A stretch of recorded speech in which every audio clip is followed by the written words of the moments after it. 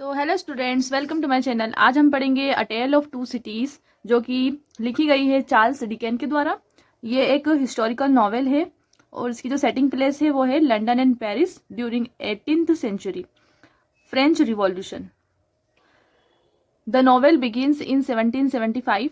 Novel जो है 1775 से शुरू होती है। Introducing England and France as two contrasting societies. ये इंग्लैंड को और फ्रांस को इंट्रोड्यूस करती है, जो कि बहुत ही अलग अलग सोसाइटियाँ हैं। The famous opening lines are, इसकी जो फेमस ओपनिंग लाइन्स है वो है, it was the best of the time, it was the worst of the time. मतलब कुछ लोगों के लिए तो ये टाइम बहुत ही ज़्यादा बेस्ट था और कुछ लोगों के लिए ये बहुत ही ज़्यादा बुरा टाइम था। अब ये जो नॉवेल है इसके स्टार्टिंग में सबसे पहले क्या होता है, मिस्टर जर्विस लॉरी, जो कि एक बैंक में काम करते हैं। A banker at Tellson bank is on his way to Dover to meet Lucie Manette. वो रास्ते में जाते हैं और किससे मिलते हैं, वो लूसी मैनेट से। लूसी मैनेट कौन है? A young woman who believes her father is dead. वो एक यंग लेडी है जो ये मानती है कि जो उसके फादर है उसकी डेथ हो चुकी है, वो मर चुके हैं। However, Jervis Lorry reveals that her father, Dr. Alexander Manet, has been secretly imprisoned in Bastille for 18 years. जबकि जो जर्विस लोरी है वो उसको ये सच्चाई बताते हैं कि जो उसके फादर है उनकी डेथ नहीं हुई है, वो अभी भी जिंदा है और उनको कैदी बनाकर रखा गया था। कहाँ पर रखा गया था? बेस्टाइल में। बेस्टाइल जो है वो पेरिस का एक जेल है जिसका नाम बेस्टाइल है। फॉर 18 ईयर्स, 18 साल तक उनको वहाँ पर कैदी बना के रखा था। एंड वाज रिसेंटली, और उनको अभी अभी क्या किया है, रिसेंटली बीन रिलीज्ड, उनको अभी अभी छोड़ दिया गया है। They travel to Paris and find doctor Manette. तो जो लूसी मैनेट होती है वो तुरंत ही वहाँ से निकलती है इंग्लैंड से और पेरिस आ जाती है डॉक्टर मैनेट को ढूंढने के लिए। और डॉक्टर मैनेट उसको मिल जाते हैं। कहाँ पर मिलते हैं? इन अ गैरेट अबोर्ड डिफार्स वाइन शॉप। डिफार्ज एक मैन का नाम होता है, उसकी एक वाइन शॉप होती है, शराब की दुकान होती है, उसके गैरेट में, यानी कि छत का एक कमरा है, उस पर डॉक्टर मैनेट रहते थे। वहाँ पर इसने गई और उसको ढूंढ लिया। In the Saint Antoine district he has been reduced to a frail. वो बहुत ही अनएथिक हो चुके थे, उनकी जो मेंटल कंडीशन थी वो थोड़ी बिगड़ गई थी। Half insane man who obsessively makes shoes, मतलब वो आधे पागल आदमी हो गए थे। ही हु ऑब्सेसिवली, जो कि बड़ी ही जुनूनी तरीके से अपने जूतों को बांध रहे थे। Through Lucie's care and Lorry's encouragement doctor Manette begins to recover. Lucie की केयर से और जो लॉरी था जिसने बताया था डॉक्टर मैनेट के बारे में, उन दोनों की वजह से जो डॉक्टर मैनेट थे वो वापस से रिकवर हो गए। Through his mind is still fragile, पर जो उसका माइंड था, उसका दिमाग था, वो अभी भी थोड़ा कमज़ोर ही था। The story shift to London, फिर ये लोग लंदन आ जाते हैं और 1780 where Charles Darnay a French aristocrat living in exile. तो अब ये 1780 की बात है। यहाँ पर क्या होता है, जो चार्ल्स डार्ने हैं एक फ्रेंच एरिस्टोक्रेटिक होता है, यानी कि एक फ्रेंच बहुत ही अमीर आदमी होता है ये, और जो कहाँ रहता है, एग्जाइल कर दिया जाता है, उसको निर्वासन कर दिया जाता है। Is on trial for treason in England, मतलब उसको जिला वतन कर दिया जाता है। He is accused of spying for the French and American revolutionaries. उस पर यह आरोप लगाया जाता है कि वो एक जासूस है। किसका? फ्रेंच और अमेरिकन जो रिवोल्यूशनरीज है उसका जासूस है। उस पर एक केस चलाया जाता है। His defense attorney Sidney Carton secured his acquittal by pointing out the striking resemblance between himself and Darnley. उसका डिफेंस अटॉर्नी यानी कि जो उसका लॉयर होता है सिडनी कार्टन। किसका लॉयर है सिडनी कार्टन? चार्ल्स डार्ने का। तो वो क्या करता है, उसको बचा लेता है। ये चीज़ अदालत में पेश करके कि जो सिडनी कार्टन है और जो चार्ल्स डार्नी है दोनों एक जैसे दिखते। वो बोलता है कि हम दोनों का दिखाई बिल्कुल एक जैसे देते हैं। बिटवीन हिमसेल्फ एंड डार्नी, उसके और डार्नी के बीच में बिल्कुल समानता है। Creating doubt about the witness testimony, तो वो बोलता है इसी तरीके से हो सकता है कि जो डार्नी है ये जासूस ना हो बल्कि कोई और हो, और जो यहाँ के लोग हैं उनको कुछ गलतफहमी हुई हो डार्नी के बारे में। इस तरीके से वो अदालत में उसका एक बात पेश करता है और इसकी वजह से वो जीत जाता है केस, और जो डार्नी है उसको बाइज्जत बरी कर दिया जाता है। Darnay now free and develops relation with Lucie Manette. अब डार्नी बिल्कुल फ्री हो गया है और उसका अच्छा रिलेशनशिप बन गया है किससे, लूसी मैनेट से। And they fall in love, और वो लूसी मैनेट से प्यार करने लगता है। यहाँ पर जो सिडनी कार्टन है, अ ड्रंकेन डिसइल्यूजन्ड लॉयर। सिडनी कार्टन जो होता है वो एक शराबी होता है और बिल्कुल निराश लॉयर होता है। ऑल्सो लव्स लूसी, वो भी लूसी को प्यार करता है। But believes he is unworthy of her, पर वो ये जानता है कि ये जो है बेकार है उसके लिए, लूसी के लिए, क्योंकि लूसी तो डार्नी को प्यार करती है। He confess his love to her but knows it is hopeless. वो उसका जो लव है वो कन्फेस करता है, पर वो जानता है कि इससे कोई फायदा नहीं है। Meanwhile in Paris, the cruel marquis S T. Evremonde, Darnay's uncle, runs over a poor child with his carriage. और उधर क्या होता है, पेरिस में एक क्रूअल मार्क्यूस यानी कि निर्दयी अमीर, एक निर्दयी अमीर आदमी, यानी कि उसका नाम क्या था, एस.टी. एवरमॉन्ड, जो कि अंकल था डार्नी का, Darnay's uncle.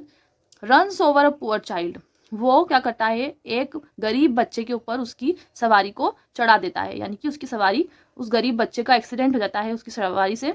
Showing no remorse, और उसको कोई मलाल नहीं होता, उसके ऊपर कोई मतलब वो गिल्टी फील भी नहीं करता, और वो वहां से चला जाता है। That night he is murdered in his bed by Gaspard, और उसी रात उसको मार दिया जाता है गैस्पर्ड के द्वारा। अभी गैस्पर्ड कौन है, द चाइल्ड्स फादर, उसी बच्चे के पिता जिसका उसने एक्सीडेंट किया था उसकी सवारी से। ही लेटर फेसेस एग्जीक्यूशन, बाद में जो गैस्पर्ड होता है उसको भी फांसी की सजा सुनाई दी जाती है। Darnay disgusted by his uncle's brutality, जो डार्नी है वो बहुत ही निराश होता है उसके अंकल की निर्दयता से, क्योंकि वो जो है वो गरीबों को बिल्कुल पसंद नहीं करते थे।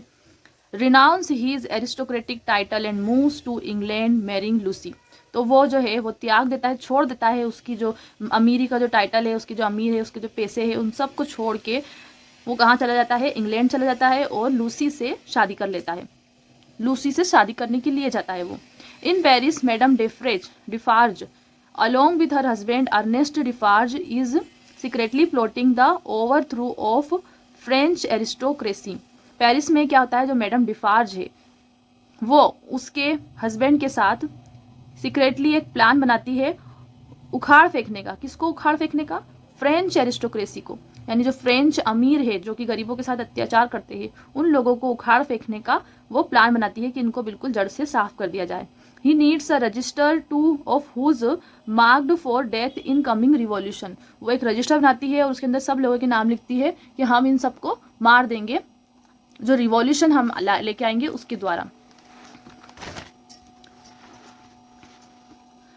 Doctor Manette who had initially opposed Darnay, जो डॉक्टर मैनेट होता है जो कि सबसे पहले तो वो डार्नी का अपोज करता है, एंड लूसी मैरिज, डार्नी और लूसी की जो मैरिज होती है उसका वो अपोज करता है कि इसकी शादी नहीं हो सकती। अल्टीमेटली गिव्स देम परमिशन, और फिर बाद में क्या करता है, वो उनको परमिशन दे देता है, एंड हिज ब्लेसिंग, और उसकी ब्लेसिंग से उनकी शादी रहती है। आफ्टर द वेडिंग, वेडिंग के बाद क्या होता है, ही suffers a relapse of his mental illness, वो क्या करता है, उसको दोहरा पड़ता है, बट रिकवर्स, पर फिर बाद में वो वापस ठीक हो जाता है।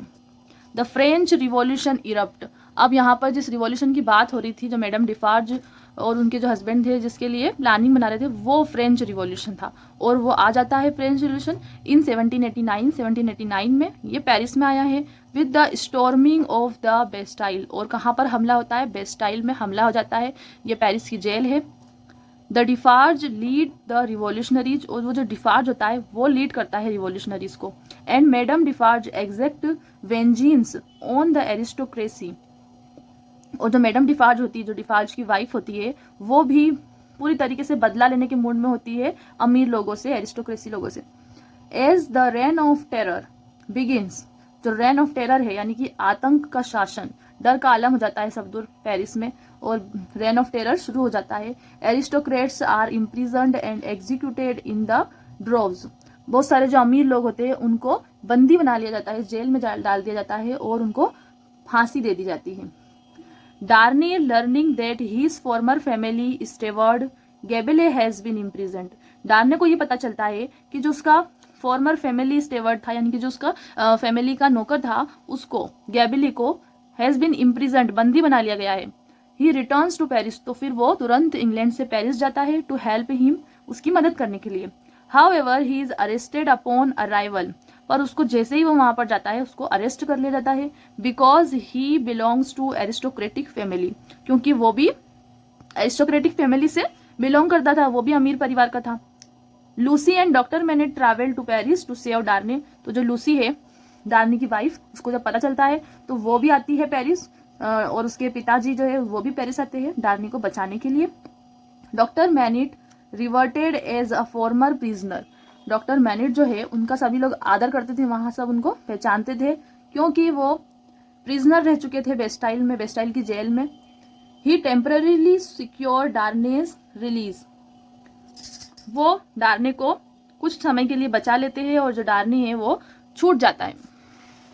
फिर क्या होता है आगे, हाउएवर ही इज क्विकली रीअरेस्टेड, फिर थोड़े ही टाइम बाद उसको वापस से अरेस्ट कर लिया जाता है, based on the new evidence, नए सबूत के आधार पर, which is a letter written by doctor Manette, जो कि एक लेटर होता है जो कि डॉक्टर मैनेट के द्वारा लिखा जाता है। Years earlier in the Bastille, जो कि बहुत सालों पहले जब वो बेस्टाइल में थे, जब वो जेल में थे, जब उन्होंने लिखा था। उसमें क्या लिखा था है, the letter reveals that, letter में इससे ये पता चलता है कि Darnay's father and uncle had cruelly abused a peasant girl and her brother, जो डार्नी के फादर थे और अंकल थे, उन्होंने बहुत ही निर्दयता के साथ एक जो मजदूर गर्ल थी और उसके जो भाई थे उसके साथ अत्याचार किया। About this doctor MANET new, इसके बारे में डॉक्टर मैनेट को जब पता चला, सो दे इम्प्रिजन्ड बाय द एवरमोंड्स, तो उनको एवरमोंड ने जेल में बंद कर दिया, टू कीप हिम साइलेंट, ताकि वो अपना मुंह बंद कर सके और चुप रह सके, इसीलिए वो 18 सालों तक जेल में रहा।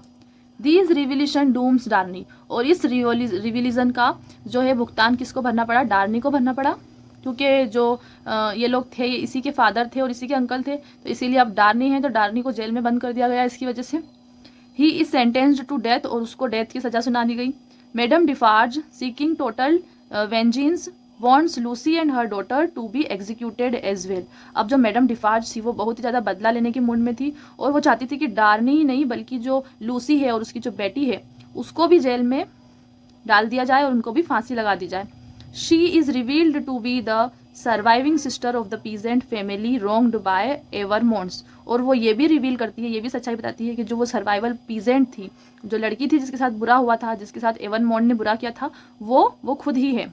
सिडनी कार्टन लॉयर, अब यहाँ पर जो लॉयर है सिडनी कार्टन, जिसने डार्नी को बचाया था, जो बिल्कुल उसकी तरह दिखाई देता है, तो सिडनी कार्टन जो लॉयर है, नो अबाउट इट, उसको मालूम पड़ता है इस बारे में। Sydney Carton seeing a chance to redeem himself, तो सिडनी कार्टन इसमें एक चांस दिखता है अपने आप को मुक्त कराने के लिए। वैसे भी वो बेकार जिंदगी जी रहा था, तो वो चाहता था कि वो अपने आप को इस जिंदगी से मुक्त करा ले। डिवाइजेज अ डेयरिंग प्लान, उसने एक बहुत ही डेयरिंग प्लान बनाया, with the help of John Barsad a spy, किसकी हेल्प से, जॉन बारसट की हेल्प से, जो कि एक जासूस रहता है, उसकी मदद से सिडनी कार्टन ने एक प्लान बनाया।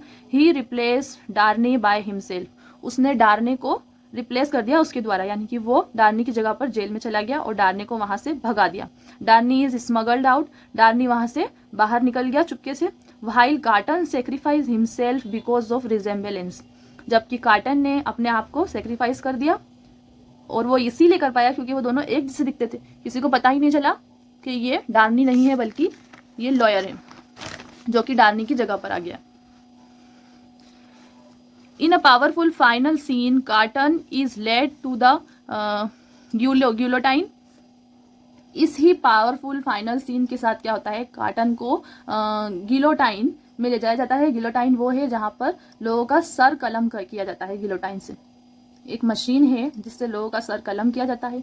तो इसी सीन के साथ, इसी पावरफुल सीन के साथ, फाइनल सीन के साथ ये जो नॉवेल है ये खत्म हो जाती है। जस्ट बिफोर ही डाइज, जबकि वो मरने वाला होता है, he envisions a better future for Lucie and her family, वो कल्पना करता है लूसी और उसकी फैमिली की कि वो एक अच्छा फ्यूचर जिएंगे, क्योंकि वो भी लूसी से प्यार करता था, तो इसीलिए उसने उसके लिए ये सेक्रीफाइस किया। और उसकी जो लास्ट लाइन होती है वो ये होती है, it is a far far better thing that I do, यानी कि ये बहुत ही अच्छी चीज़ है जो मैंने की है, then I have ever done, जितना भी मैंने काम किया है मेरी पूरी ज़िंदगी में, तो उससे सबसे अच्छी चीज़ मतलब मैंने ये की है। Madame Defarge seeking to destroy Lucie. अब मैडम डिफार्ज भी देखती है कि हाँ, जो डार्नी है मैंने उसी को फांसी पे चढ़ाया है और उसकी वजह से मैंने लूसी को भी डिस्ट्रॉय कर दिया है। She is killed in a struggle with miss pros. और मैडम डिफार्जी मारी जाती है मिस प्रोस के साथ। इसी युद्ध में, जो फ्रेंच रिवॉल्यूशन चल रहा था, उसी युद्ध में मैडम डिफार्ज भी मारी जाती है। अब Darnay and Manette escape and the novel ends. जो डार्नी होते हैं और मैनेट दोनों ही भाग जाते हैं वहां से और नॉवेल खत्म हो जाती है। With Carton's noble sacrifice redeeming his wasted life. Carton के एक नोबल सेक्रीफाइस से, जो कार्टन ने जो बलिदान दिया है, उससे ये नॉवेल खत्म हो जाती है। रिडीमिंग हिज वेस्टेड लाइफ, वो क्या करता है, उसकी वेस्टेड लाइफ को, उसकी जो मतलब खराब लाइफ है उसको मुक्त कर लेता है।